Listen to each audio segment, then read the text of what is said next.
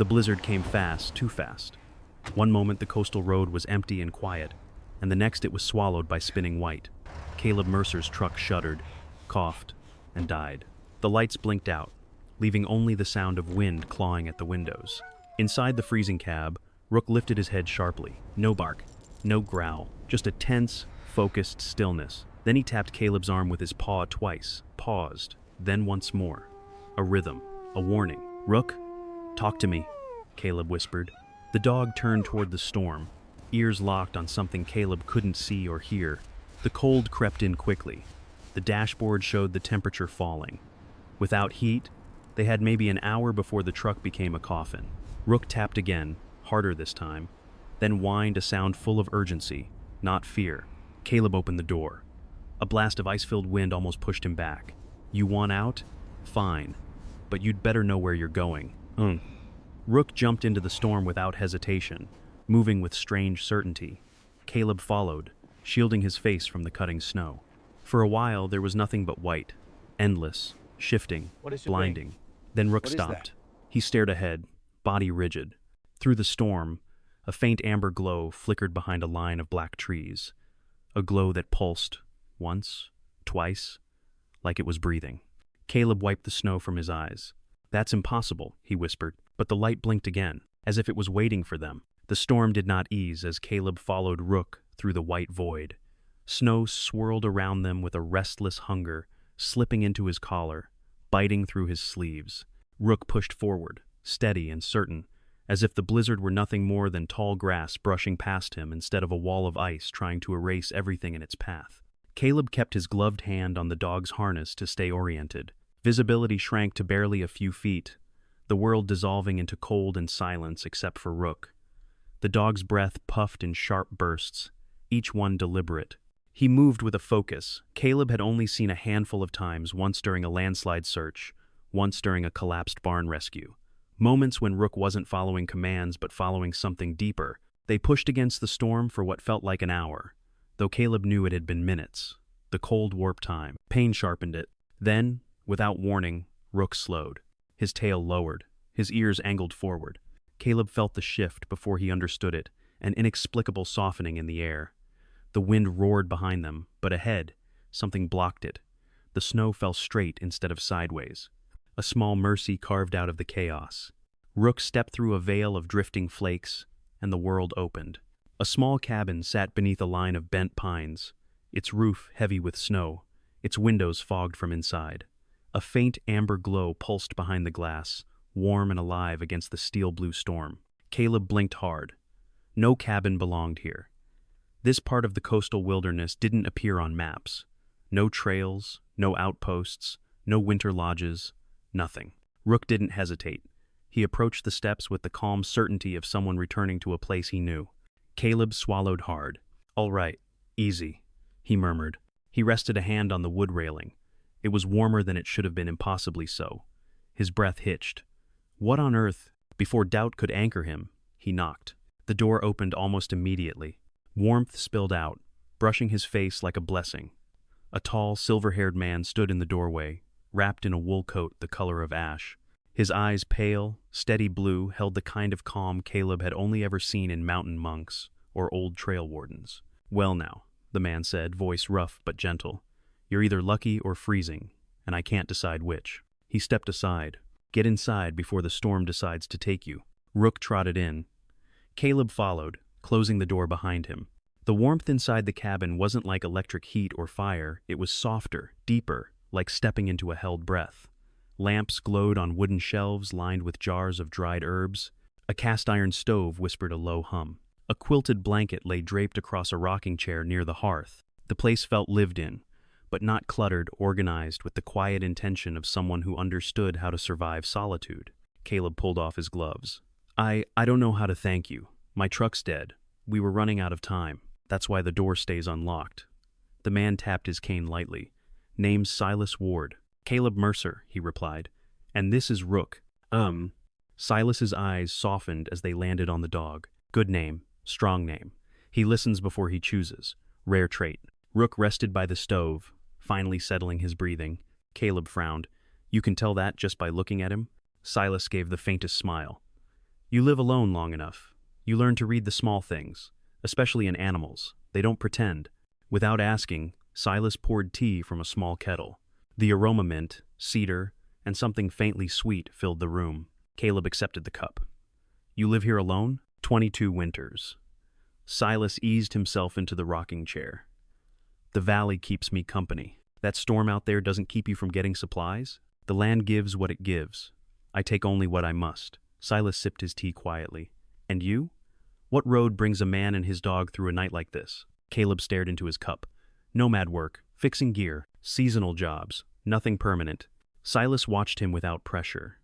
Caleb felt the weight of the old man's attention, not invasive, simply present. Rook shifted on the rug, ears twitching as if listening to more than the room. Silas noticed. Your companion hears the valley. Caleb let out a small, tired laugh. He heard something out there, that's for sure. Dragged me here. Silas shook his head gently. Not dragged, guided. Guided toward what? Shelter? Silas tilted his head. You really believe the dog brought you here only to warm your bones? Caleb had no answer. The old man's voice softened. Dogs hear what the ground remembers, especially the ones who've worked in danger. They feel the world long before we do. A strange chill different from the storm passed down Caleb's spine. What does the ground remember out here? He asked. Silas looked toward the frosted window. Things that want to be warm again. The rocking chair creaked softly. Outside, the storm hurled itself against the walls, but inside, the room hummed. A low, almost musical vibration that Caleb couldn't place. Rook lifted his head, staring at the floorboards with quiet recognition. Caleb swallowed. What is that sound? Silas smiled the way someone smiles at a truth they've carried alone for years. A story for when you've rested. Rook laid his head back down, but kept his eyes open, as if standing guard. Caleb took a slow breath, feeling the unfamiliar softness of safety tug at him, a safety he hadn't felt in years. Silas gestured toward a small door.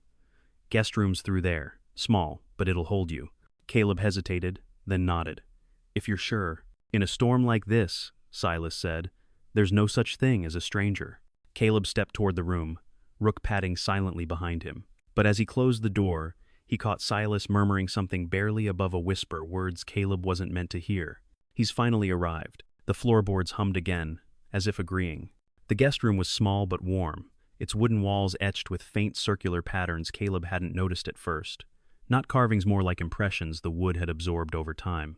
Rook sniffed each corner before settling at the foot of the narrow bed, his body curled but alert, as if he knew rest didn't mean safety. Caleb lay down slowly. The mattress was thin, but softer than anything he'd slept on in months.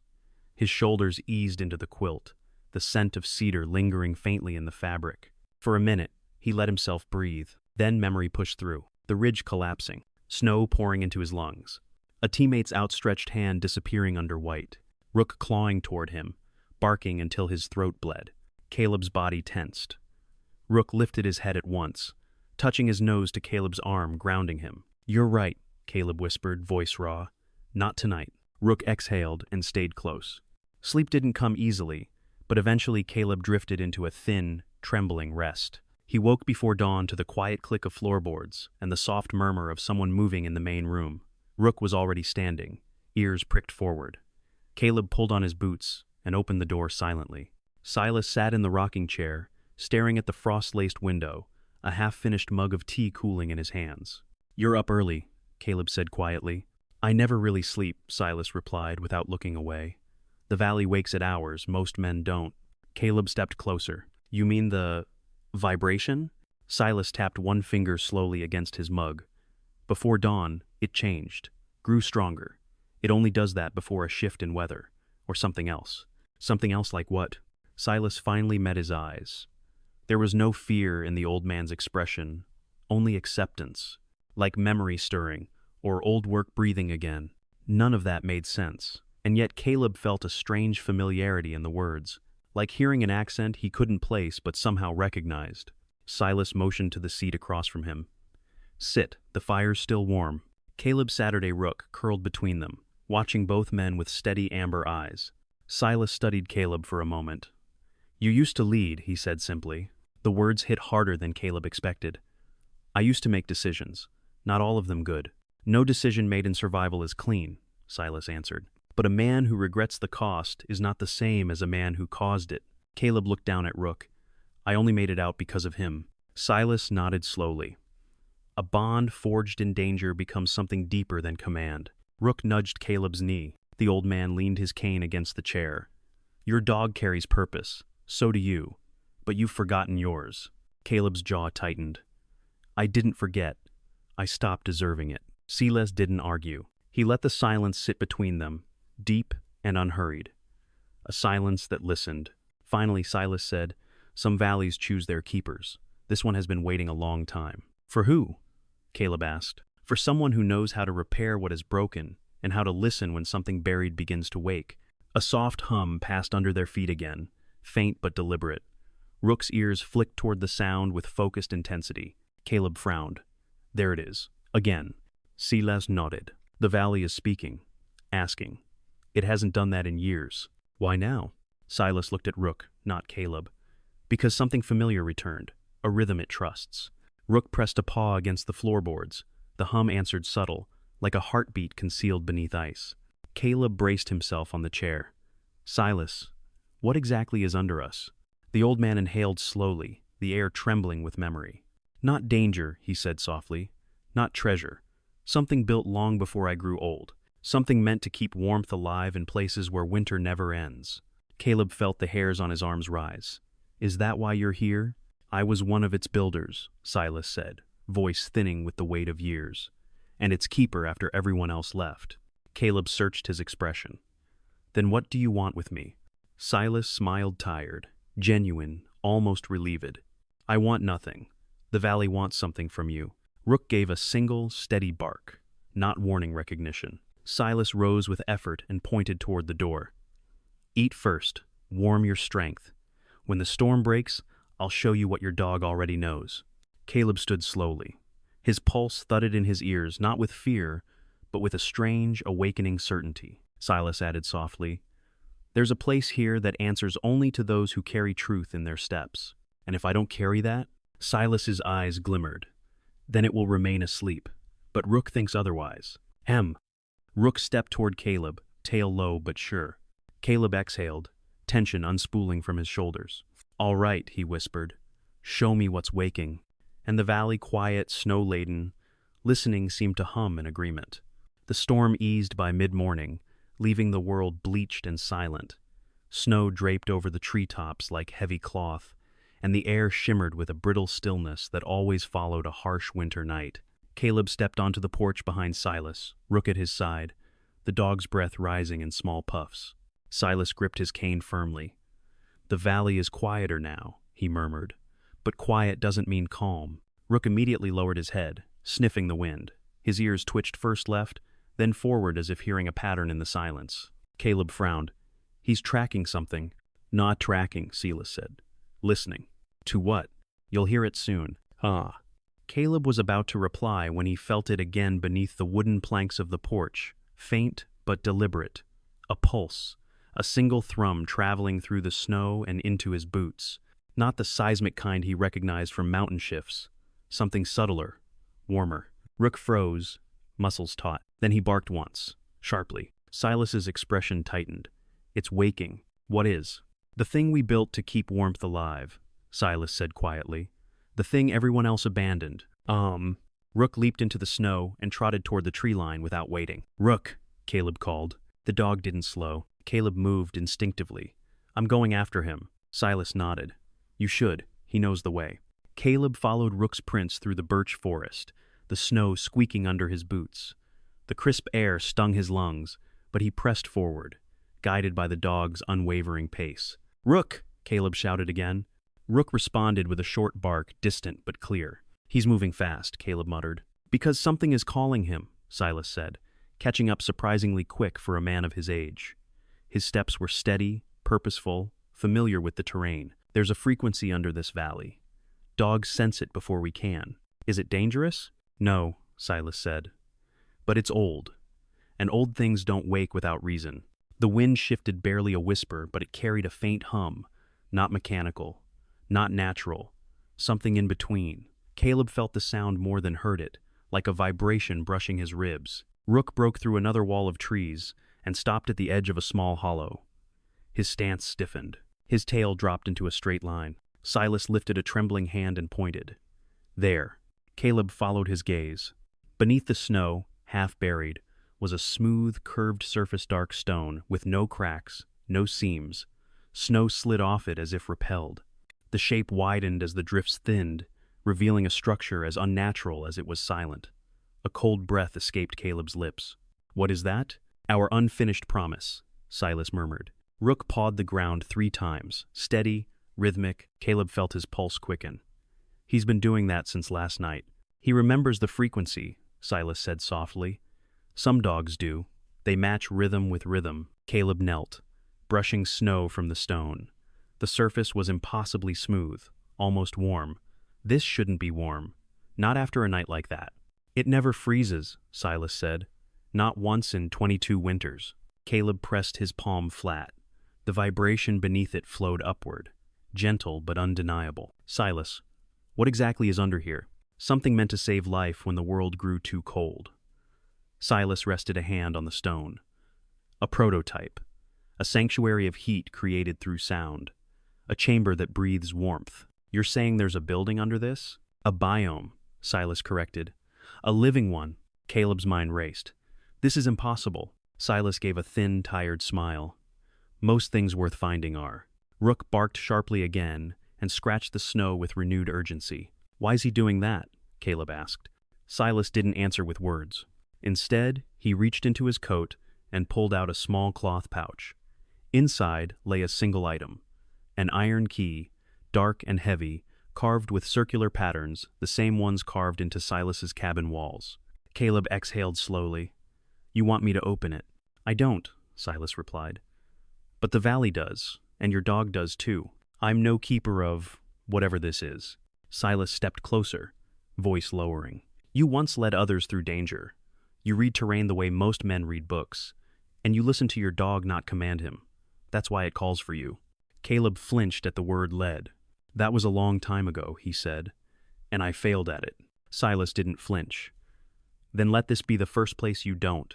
Rook whined softly. Caleb closed his eyes. The cold pressed around him. The weight of past choices squeezed his chest. But Rook nudged his hand firm and warm. Why me? Caleb whispered. Silas gestured at the dog. Because he trusts you with his life, and whatever lies beneath trusts him. Rook barked twice, impatient. Caleb swallowed hard. If we open this, then what? Then the valley breathes again, Silas said softly. And you step into the thing you were born to protect. A beat of silence. A new vibration underfoot stronger. The stone shifted. Caleb jerked back. It moved. It responds to rhythm, Silas said. Touch the key to it. Silas, what if this is dangerous? It's more dangerous if left asleep. Caleb stared at the key, his pulse thudding in his ears. Rook placed one paw on the stone. Caleb inhaled sharply, then pressed the iron key gently against the curved surface. The vibration deepened. Light bled through the stone in a slow arc, spreading outward like an eyelid lifting. Snow slid off in sheets. The hum rose not loud, but vast, like being inside a giant's heartbeat. Caleb stepped backward. Silas, it's opening, Silas whispered. A seam appeared thin as a blade, then widened slowly, revealing a sliver of warm air drifting upward. Rook whined, tail low, but he did not retreat. Caleb felt heat brush his face. It's alive. Yes, Silas said, because warmth born from sound carries memory. It never dies, only waits. The seam widened into a narrow entrance, dark, breathing, warm mist. Caleb stared into it, heart pounding. I don't know what's in there. You don't need to, Silas replied. You just need to step forward. Rook stepped toward the opening. Caleb grabbed his harness. Hold on, not yet. The dog looked back at him, steady, certain, urging. The warmth that drifted out felt impossibly gentle. Not artificial, not mechanical. A natural living heat. Caleb exhaled. Silas, if I go in, I'm not sure I can go back to whatever my life was. Silas placed a hand on his shoulder firm despite the old man's frailty. That is exactly the point. The hum deepened again, echoing in Caleb's chest, vibrating through bone and breath. Rook tugged lightly on the harness. Caleb looked one last time at the world behind him, snow, silence, emptiness, and then at the doorway ahead. A choice. A calling. A place waking for the first time in decades. He tightened his grip on the harness. All right, Caleb whispered. Let's see what's waiting. And with Rook at his side, he stepped into the warm, breathing dark. Warm air drifted over Caleb's face the moment he stepped inside. Not the artificial heat of vents, something softer, almost natural, like the breath of a living thing. The narrow passage sloped downward, walls curving like the ribs of a giant shell. Thin seams pulsed with faint blue light. No bulbs, no fixtures. The glow came from within the stone itself. Rook padded ahead, paused silent on the smooth floor. He didn't hesitate. Caleb touched the nearest wall. Warm, almost responsive. He withdrew his hand quickly. This place shouldn't be warm underground. Not unless it's alive, Silas said from behind him, voice echoing softly. The old man remained at the entrance, leaning on his cane. He didn't step in. You're not coming? Caleb asked. I was only meant to open the door. Silas gestured toward Rook. He'll guide you. He already knows the rhythm. Rhythm of what? You'll hear it. Rook looked back once, urging. Caleb drew a breath and followed. The corridor opened into a circular room. The ceiling arched high above, dotted with metal and glass plates that glowed faintly, like stars hiding behind thin clouds. Lines of light along the floor converged into a large, central disk, etched with patterns identical to those carved into Silas's cabin walls. Circles within circles. Echoes of the key. Rook walked onto the disk. The hum beneath the room deepened for a moment, then steadied. Caleb swept the chamber with his eyes, instincts rising the same instincts he'd used, assessing collapse zones, calculating load paths, reading vibrations in mountainsides. Everything here was curved, angled to redirect pressure, beautifully engineered, terrifyingly delicate. What were you building down here, Silas? Caleb whispered. No answer. Silas was still at the threshold, only a silhouette against the snowy light. Rook let out a single low woof, attention fixed on a narrow passage to the right. You hear something? Caleb asked. Another faint hum rolled through the chamber, a single note, round and soft. Rook pivoted toward the sound. That's a call, Caleb said under his breath. All right, show me. The passage opened into a long room carved into the earth, lined on both sides with tall glass-fronted compartments. Some held tubes, soil cores, seed capsules. Others held fragments of leaves or dried moss sealed into resin-like panels. A vault. A biological archive. Rook sniffed at each compartment purposefully. His tail stayed low, but not fearful attentive. Caleb wiped frost from a metal plate. Boreal pine pollen. Control set. Status. Active. Another label read, Arctic flora capsule, 1963. Dormant. He stepped back, stunned. This wasn't built to hide from the cold, he murmured. It was built to survive it. His voice echoed softly. The world around him blurred for a moment, replaced by another memory. A collapsed training ridge. Snow pouring into the corridor. A teammate shouting, Mercer, section B or C.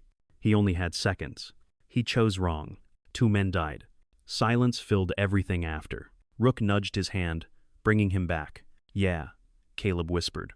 I'm here. The dog stayed close. To the right, a compartment sat slightly ajar. Its blue status light flickered inconsistently. Caleb stiffened. That's not good. He checked the plaque. Respiratory flora test bank. Restricted access. Several canisters were missing, not broken, simply gone. Caleb braced a hand on the wall. Silas said he was alone down here, but that's not entirely true, is it? A distant chime answered him. A sharp one, nothing like the warm hum earlier. Rook's head snapped toward the sound. That's a system alert, Caleb said instantly. Something changed. He had heard that pitch in a dozen underground facilities. A warning tone. Not catastrophic, but urgent. Rook barked once and pulled forward. Caleb hesitated. Easy. Let me think. His engineer mind snapped into motion, mapping possibilities. Temperature shift? Pressure imbalance? Seal breach? Incorrect access pattern? If this place relied on airflow and sound resonance to maintain warmth, then a small irregularity could cascade fast. Rook barked again, sharper this time. The world around him blurred for a moment, replaced by another memory. A collapsed training ridge. Snow pouring into the corridor. A teammate shouting, Mercer, section B or C. He only had seconds. He chose wrong. 2 men died. Silence filled everything after. Rook nudged his hand, bringing him back. Yeah, Caleb whispered. I'm here. The dog stayed close. To the right, a compartment sat slightly ajar. Its blue status light flickered inconsistently. Caleb stiffened. The corridor lights pulsed faster as they descended deeper. The hum beneath the floor changed, no longer steady, more like a breath hitching. Something struggling, Caleb said softly. Rook moved even faster. Slow down, Caleb warned. But the dog only paused long enough to make sure Caleb kept up. The air grew warmer. A soft mist clung to the walls. The scent shifted from stone to something living and green. Caleb's heartbeat picked up. We're close to the core, he whispered. Another chime. Lower. Urgent. Rook bolted through a final archway. Rook! Caleb sprinted after him. Caleb slid to a stop as the chamber opened wide before him, vast, warm, glowing, faintly like a hidden dawn. Rook stood at the edge of the platform, staring at something in the mist below. Something moving. Something alive. Caleb's breath caught. Dear God, what is this place waking up to? Warm mist curled through the chamber like breath. Caleb stepped forward slowly, boots tapping the smooth stone. The chamber was enormous, twice the size of any underground facility he had seen, its walls shaped like a hollowed-out droplet. Soft blue-green light pulsed from veins running across the ceiling. Rook stood at the ledge, tail straight, ears locked on something below. Easy, Caleb whispered. He moved beside the dog and peered down. At the bottom of the dome lay a shallow basin. Warm water steamed gently inside it, fed by several small channels built into the stone. Around the basin, clusters of glowing plants, some like moss, others like delicate ferns, sprouted from cracks that weren't cracks at all, but intentional growing beds. A single creature shivered beside the pool. A young deer. Barely past its first winter, its small body trembling violently. How did it get in here? Caleb murmured. Rook descended first, making small, careful steps.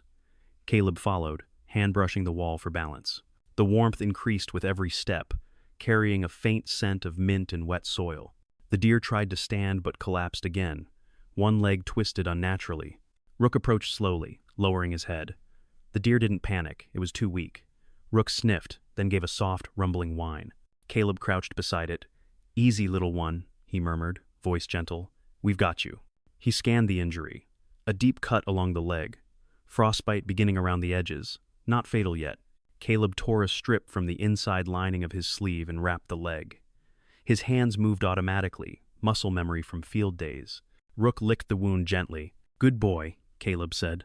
As he tied the makeshift bandage, the air around them changed. A soft resonance rose from the walls. Not a warning tone, not mechanical. A response. The glowing plants brightened. The water in the basin shimmered. The temperature around the deer increased slightly enough to stop its shivering. Caleb froze, stunned. It's reacting to us. The chamber replied with another low hum, wrapping the air like a blanket. Rook lifted his head, ears turning toward a deeper part of the dome. Caleb followed his gaze and saw it. A large circular plate sat embedded in the far wall. Faint inscriptions curved along its rim. The same star pattern he'd seen on Silas's key glimmered beneath a layer of moss. He stepped toward it. Rook stayed by the deer, but his eyes tracked Caleb's movements. Caleb brushed away the moss. Letters emerged old, but readable. Open only when the heart is sure. He exhaled slowly. What does that even mean? Suddenly, a metallic clink sounded behind him.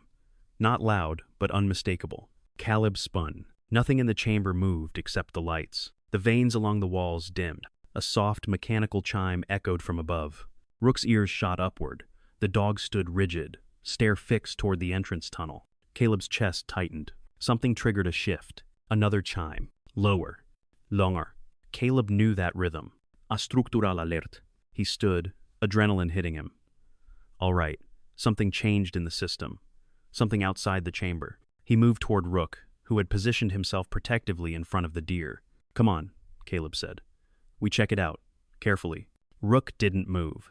Instead, he barked once at the deer, then once toward the narrow corridor they entered through, almost as if giving instructions. You want to stay? Caleb asked. Rook stared back, determined. Caleb swallowed. Fine, guard him. I'll be back. He jogged toward the corridor, only to freeze after 5 steps. A faint rumble drifted through the floor. Subtle, but wrong. Not collapse, Caleb whispered. A seal reset. He picked up speed. The hum grew harsher, as Caleb returned through the branching tunnels. The glowing lines along the floor flickered a sign of internal systems adjusting. Something destabilized, Caleb muttered. But what? He reached the main chamber, the one with the central disk, and noticed something new. Cold air was drifting in, not fast, but steady. He looked up. A small vent high on the ceiling had opened, letting thin trails of snow-filled air slide into the room. That shouldn't be open, Caleb said. This whole place runs on thermal containment. He climbed onto the central disk for a better look. As he did, the hum deepened, and the panel beneath him responded, lighting up in a wider ring. Caleb's breath hitched. That's not me. That's a system reading. The hum grew louder. And then a second voice echoed through the chamber. Caleb, espon. Silas stood at the entrance, gripping the doorway with one hand, face pale. You weren't supposed to go that deep, Silas said, breathing hard. What's happening? Something's shifting. Silas nodded once, grim. The chamber is adjusting to your presence. It hasn't recognized someone new in decades. It's trying to balance the heat.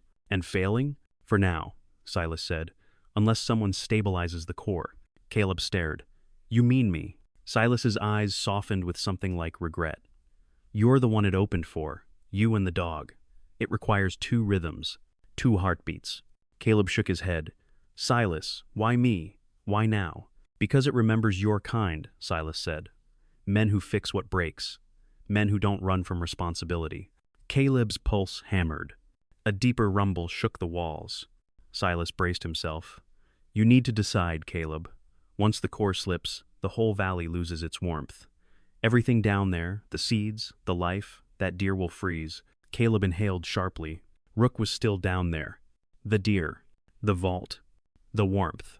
Instead, he barked once at the deer, then once toward the narrow corridor they entered through, almost as if giving instructions. You want to stay? Caleb asked. Rook stared back, determined.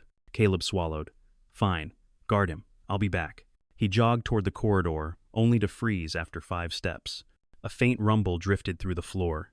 Subtle, but wrong. Not collapse, Caleb whispered. A seal reset. He picked up speed. The pulsing lights along the chamber walls brightened, converging toward a narrow corridor Caleb hadn't noticed before, its entrance partially concealed behind a curved support beam. The glow inside it flickered like a heartbeat fighting to stay steady. Silas pointed toward it. The core's through there. It regulates the entire resonance system. Caleb nodded once. And if the resonance fails, everything goes cold. Rook wasn't here to guide him this time. The thought unsettled Caleb more than he expected. Silas steadied his grip on the cane. You can fix it. You've done this before. Caleb let out a bitter half-laugh. Fixing collapsing buildings? Stabilizing damaged systems? That's how 2 good men died under my call, remember? Silas looked at him strongly, more strongly than his frail frame should allow. Your mistake wasn't choosing wrong, Caleb. Your mistake was letting that moment define the rest of your life. And the words landed harder than the cold outside. Caleb exhaled slowly. All right, lead me to the core. Silas shook his head. I can't walk that far anymore. My job was opening the door. Yours is walking through it. A deep rumble echoed again, longer, heavier. Caleb didn't waste more breath. He ran. The corridor narrowed quickly, walls bowing inward like an old throat. The glowing lines along the floor flickered erratically, casting moving shadows against the curved stone. Caleb's boots clanged against metal plates hidden beneath the ceramic surface. The faint warmth that once filled the tunnels had dipped several degrees. His skin prickled. Systems losing heat already, he muttered. We're short on time. He rounded a bend and stopped dead. A large metallic door loomed ahead, embedded seamlessly into the wall. Circular resonance nodes ringed the center, glowing dimly. But one of them, near the top left quadrant, flickered violently. Every flicker sent a pulse of cold air through the corridor. That's it, Caleb whispered. A destabilized node. He approached slowly, inspecting the damage. The node hadn't cracked, just misaligned. A millimeter off-center, maybe less. Enough to disrupt an entire sequence. He lifted a hand toward the plate, then froze. A low growl echoed behind him. Rook. The dog darted past him, planting himself directly between Caleb and the resonance door. What Rook, hey? Caleb stepped forward. I'm trying to help. Rook didn't move. He growled again, sharper. Caleb stared, stunned. Buddy, what are you doing? Rook glanced toward the side wall. Caleb followed the dog's stare. A faint seam. A hidden access panel, nearly invisible in the curved stone. "Oh," Caleb breathed. "You want me to go in from the side, not through the front?" Rook barked once affirmative. Caleb swallowed. "You're reading resonance better than I am, huh?" Rook wagged his tail once, curtly, then turned and pressed his nose against the seam. Caleb braced his palms against the panel. It moved under his hands barely a few inches, then slid away with a soft hydraulic sigh. Inside, a narrow service passage stretched downward, lined with old metal ladder rungs. Caleb grimaced. "Of course it's a drop." Rook leaned over the opening and looked back up at him. "I know," Caleb muttered. "Get moving." He climbed down. Cold metal rungs bit through Caleb's gloves as he descended. The echo of dripping water mingled with the deeper hum of the chamber. Halfway down, the light changed from blue to a pale yellow glow. He reached a small platform overlooking a chamber hidden behind the main core wall. A single cylindrical pillar stood at the center, wrapped in dozens of concentric metal rings. Some glowed faintly, others flickered or had gone dark. The entire pillar vibrated in uneven pulses like a failing heart. Caleb's breath caught. The resonance engine. He had seen similar concepts sketched in one of his old team's winter labs, sound-based temperature transfer. But nothing like this. Nothing with this scale and complexity. The pillar hummed again, but the lower rings sputtered, sending a tremor through the floor. Caleb dropped to one knee beside an access panel and pried it open. Okay, just like stabilizing a failing support column. Identify the misalignment. Adjust the sequence. He reached inside and felt for guiding rails. Most were intact, one was not. "There you are," he muttered. A single guide bracket had slipped loose, probably age, maybe vibrations, maybe the valley cracking from years of winters. Caleb reached for it and froze. The metal wasn't cold. It pulsed with warmth against his glove. "This system, it's alive," he whispered. "Not literally, but it responds like a living structure." The pillar emitted another strained hum, louder. Rook barked from above, the sound echoing down the shaft. "I know," Caleb called back. "Just a second." He grabbed the bracket, realigning it with its guiding notch. The moment it clicked, the room changed. The hum leveled out. The flickering rings brightened. Warm air rushed upward like the chamber exhaled. For the first time since entering, Caleb allowed himself a smile. "Got it," he whispered. Then, a second, deeper rumble roared through the walls. Not the core. Something else. Rook barked sharply fear this time. Caleb's chest tightened. "Rook?" Another rumble. Louder. Closer. He scaled the ladder quickly and reached the top just in time to see Rook backing away from the main corridor, fur bristling. "Buddy, what's?"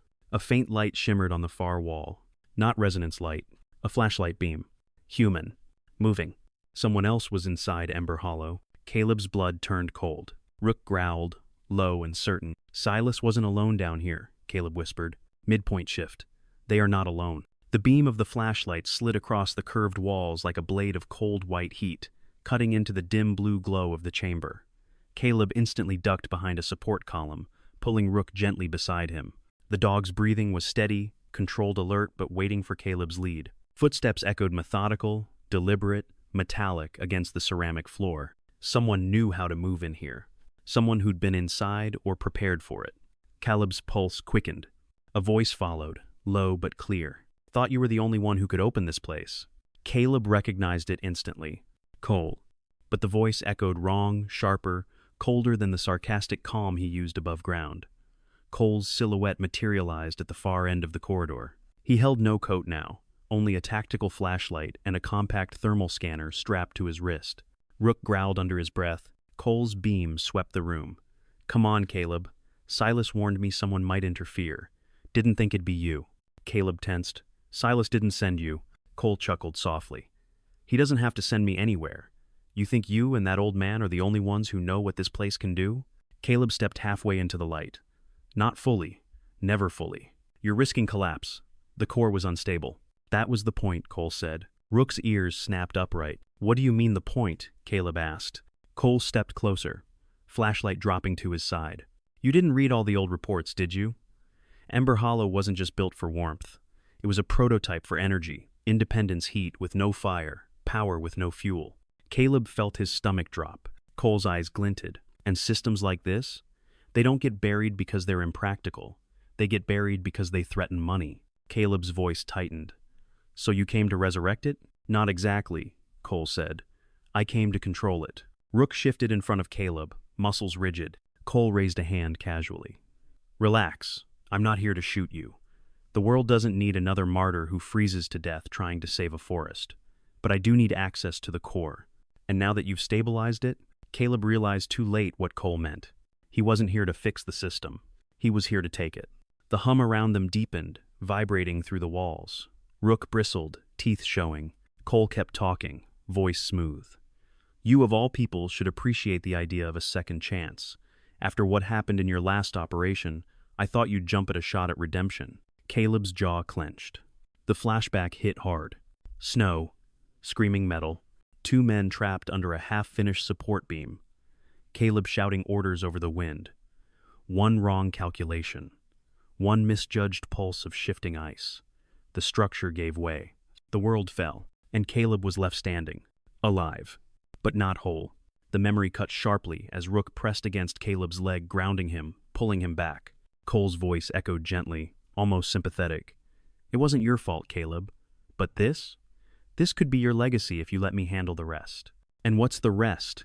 Caleb asked quietly. Cole raised his thermal scanner. The main chamber below the core, the place Silas never showed you, isn't just storing heat, it's generating it. If we can amplify the resonance, we could heat entire regions with a single system, or sell the output.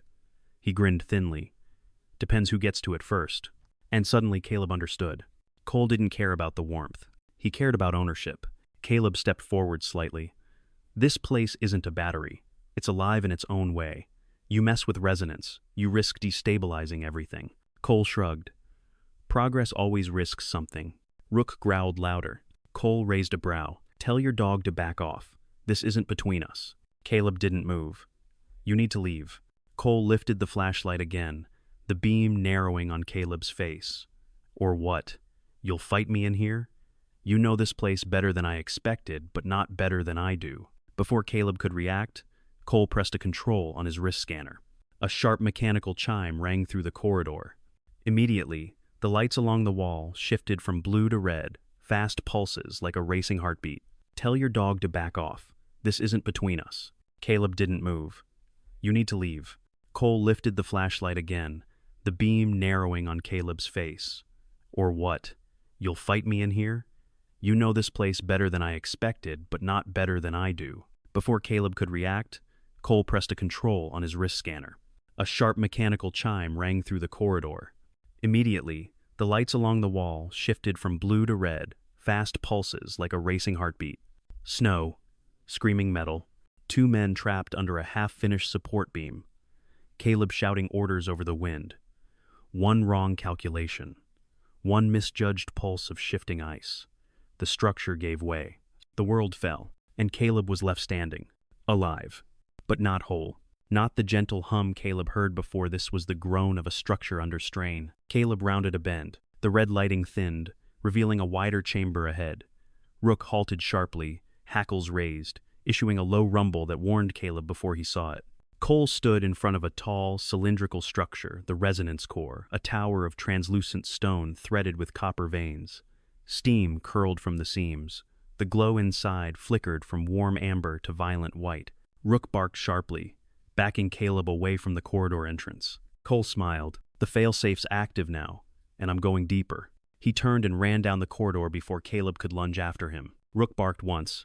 Urgent. I know, Caleb hissed, already sprinting. They chased Cole into the dark, not knowing the next turn would change everything. Caleb sprinted after Cole, boots echoing across the narrow ceramic corridor. If you override resonance patterns, I'm not overriding anything, Cole said, eyes gleaming. I'm liberating it. A loud crack split the air. Both men froze. A spiderweb fracture crawled across the core chamber floor. Rook barked sharp and urgent, tail straight like an arrow. Caleb felt the vibration under his boots. Not a tremor, a pulse. A heavy, uneven pulse that shook dust loose from the ceiling. The chamber is rejecting the override, Caleb murmured. He had already activated something. Cole glanced back, flashlight beam slicing through the mist. You shouldn't have followed. This part wasn't meant for you. Caleb stepped forward, breath tight. Shut it down. Whatever you triggered is destabilizing the whole chamber. Cole shook his head. No, This is the amplification sequence. Ephraim built this for power, real power, but he was too sentimental to use it. I'm not. You don't know the system, Caleb snapped. It uses a live feedback. Caleb understood the message instantly. The failsafe listened to patterns. It reacted to truth. It responded to harmony. He leaned down, whispering urgently, Rook, keep it going. Steady. Don't let it break. The German shepherd planted his paws, eyes bright, chest rumbling with controlled force. As he barked again, 3, 2, 1, 3, 2, 1. The red lights slowed. Only slightly, but enough. Cole flinched. What is he doing? Keeping the chamber alive, Caleb said. It needs steady resonance, or it collapses. Cole stepped back, panic finally surfacing. Then fix it!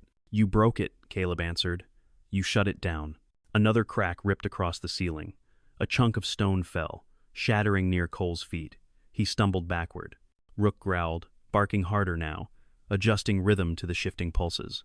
Caleb moved toward the control lattice, a semicircle of copper nodes embedded around the core. Each node vibrated faintly, like plucked strings. He pressed his palm against one. Instant heat surged into his arm. The system reacted violently, lights strobing. Cole shouted, What are you doing? Sinking it, Caleb yelled over the roar. Ephraim designed the core to respond to living cadence, warmth, breath, rhythm. It anchors itself when someone offers steady resonance, when someone believes in it. Cole stared at him like he'd gone mad. But Rook didn't. The dog barked again, matching Caleb's breaths, quick but steady, anchoring the chamber with the pattern it recognized. The system accepted the rhythm. The red lights slowed further, fading toward orange. But Cole suddenly lunged at Caleb, shoving him away from the node. Get off it. It'll take my imprint if I get there first. Rook moved fast, lightning fast, launching forward with a deep, resonant snarl that shook the corridor. He rammed Cole sideways, knocking the man off balance before he could reach the control lattice. Cole hit the floor hard, breath exploding from his lungs. The resonance core flashed white, the fracture lines trembling. Caleb grabbed Cole's jacket, hauling him upright. Listen to me if you fight it now. The chamber fails. You'll die. I'll die. Rook dies.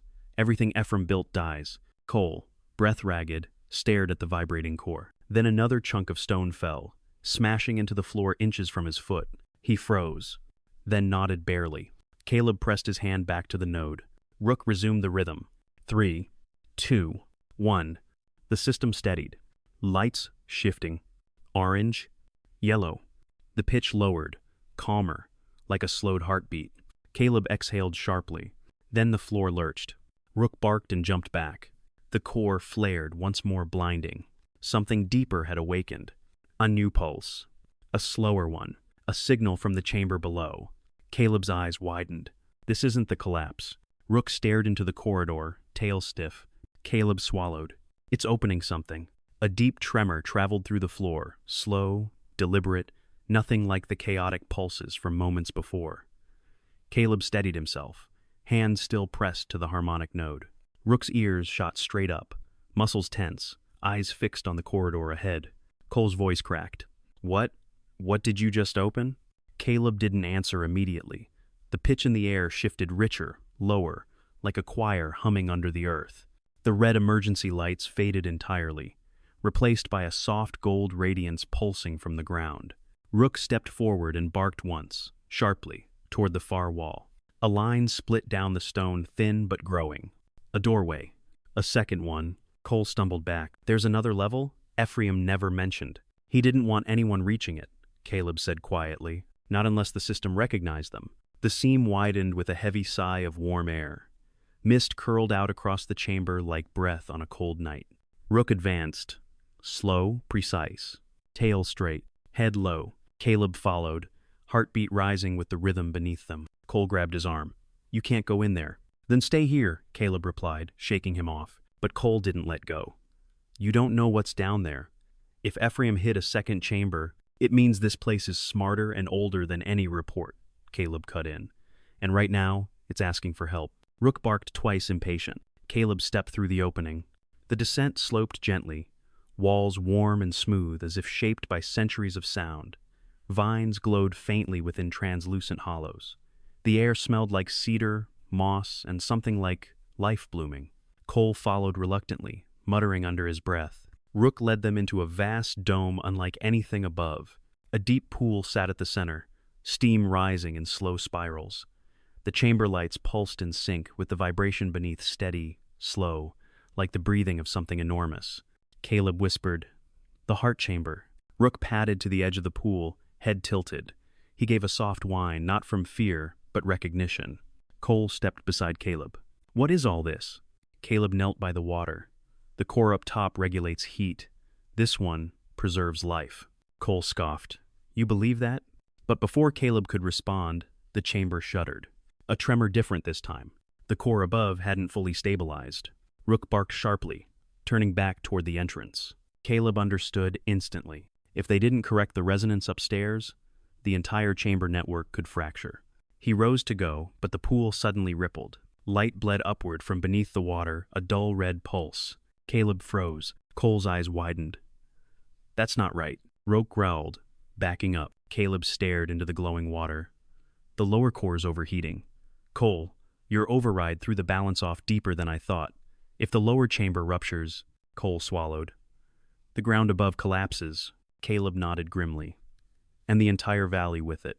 A cluster of copper coils near the pool snapped loudly, throwing sparks. Rook lunged sideways, barking in alarm. Cole swore and dove out of the way. The chamber lights flickered violently. Caleb grabbed the metal railing nearest the pool, his mind racing. The system doesn't need brute force, it needs a conductor. Someone or something steady enough for the lower core to align with. Rook looked at him, direct, knowing, and Caleb, in a split second, understood. The dog had been the stabilizing frequency before. He could be again, but there was a problem. The resonance down here was too strong for an unprotected animal.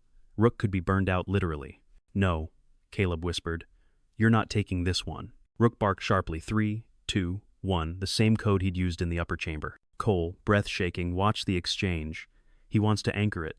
"I know," Caleb said softly, "but I won't let him for it." The chamber shook harder. Cracks streaked up the curved walls.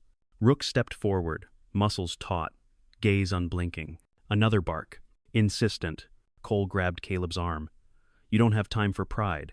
If the dog can do it, let him." Caleb shoved him off. "He's not a tool." Then the pool flared again, rising in a violent column of red-white energy. Caleb yelled, "Rook, back!" But Rook didn't retreat. He stepped closer, and the chamber responded. The light dimmed slightly. The hum steadied. Caleb stared, stunned. Rook wasn't being harmed. He was sinking naturally, the way Ephraim must have predicted animals could do. Cole whispered, awestruck. "He's attuned to it, like Ephraim wrote." Caleb knelt beside Rook, voice trembling. "Okay, boy, I'm with you." He placed both palms on the warm stone ring around the pool. Rook barked again now, a slow, commanding rhythm. 3, 2, 1. The pool's glow shifted. Red, orange, amber. The tremors eased. The cracks slowed. Caleb exhaled shakily. "We're stabilizing it." But then the hum changed pitch. Faster. Higher. Urgent. Something else was failing. Cole's face paled. "That's the upper core. We can't hold both." Rook barked again, loud, sharp, turning toward the slope back up. Caleb's gut dropped. Rook was telling him, "Go. Save the top chamber. I'll hold this one." "No," Caleb whispered, voice cracking. "Not alone." Rook barked once, firm, unwavering. Caleb clenched his jaw, then ran. Snow drifted in slow spirals across the ridge, falling with the hush of feathers. Dawn tugged gently at the horizon, its pale gold light brushing over the treetops like a blessing. The storm had passed hours ago, but the valley still held its breath quiet, waiting, alive. Caleb stood outside the entrance slope, watching the last faint shimmer fade beneath the snow as Ember Hollow sealed itself again. No rumble, no warning, just a soft folding of stone into silence, as if the earth were closing its eyes to rest. Rook sat beside him, chest rising and falling in steady, tired breaths. His fur was damp, dusted with frost, but his gaze was bright, anchored, certain. Caleb knelt and placed a hand on his neck, fingers sinking into warm fur. "You saved all of us again," Caleb murmured. Rook pressed his head lightly into Caleb's chest, no dramatics, no bark, just the quiet affirmation of a companion who had already made peace with the cost. The kind of peace that only a creature without pride or fear can truly hold. Cole stood several paces away, arms wrapped around himself, eyes fixed on the sealed entrance. He looked smaller now, less like the calculating opportunist who had chased a miracle, and more like a man who had glimpsed something too large to own. "It won't open again," he said softly. "Not for greed," Caleb replied. "Not for ambition. Not for us." Cole's shoulders tensed, then eased. His breath fogged the air in a thin white plume. "I thought unlocking it would make me powerful." Caleb didn't answer. Rook simply looked over his shoulder, amber eyes steady. Cole swallowed. "Turns out it just makes you responsible." Caleb finally nodded. "We all are now." They stood without speaking, as the wind shifted and carried the faint warmth rising from deep earth, a warmth that had nothing to do with temperature and everything to do with choice. Cole left first, leaving a single set of footprints across the untouched snow. He didn't promise to return. He didn't need to. Some lessons carved themselves deep enough that words only cheapened them. Caleb and Rook watched him go. When the man's silhouette vanished behind the birches, the valley felt open again, wide and forgiving. Rook nudged Caleb's glove with his muzzle, a quiet reminder. Home was waiting. The cabin's windows glowed softly when they returned, the fire visible through the frosted glass. Smoke curled from the chimney in a thin ribbon, carrying the familiar smell of pine and cedar bark. Winter Haven looked small from the outside, but warm in the way. Truth is warm, gentle, patient, unwilling to abandon anyone who needs it. Caleb hung his coat by the door and sank into Ephraim's old rocker. The wood creaked softly, settling beneath him like it remembered the weight of another keeper before him. Rook circled twice at the hearth, then lay down with a heavy exhale, paws twitching as if still running the tunnels beneath the earth. Caleb closed his eyes. For the first time in years, silence didn't feel like judgment. It felt like peace. Ember Hollow hadn't chosen him because he was flawless. It chose him because he stayed through guilt, through fear, through the cold inside himself he never spoke about. Rook had always sensed that cold, and refused to let it freeze him. Caleb breathed deeply, letting the warmth of the fire anchor the memories in place. He knew he would never see the chambers again. The garden of still heat would sleep now, sealed in its ancient patience. But the lesson remained, humming in him like a low, steady chord. Some doors don't open because we force them. They open because we grow into the kind of person worthy of crossing them. Outside, the first sunbeam broke across the snow, scattering light like shards of glass. Rook lifted his head, ears twitching. Caleb reached down and brushed a hand over his fur. "We'll keep it warm," he whispered. The dog's tail thumped once against the floor, soft, certain, enough. And as the morning unfolded over the valley, the last echo of Ember Hollow's heartbeat rose through the ground, barely audible but unmistakably alive. A reminder, quiet, enduring, that warmth survives not in stone or chambers, but in the hearts willing to carry it.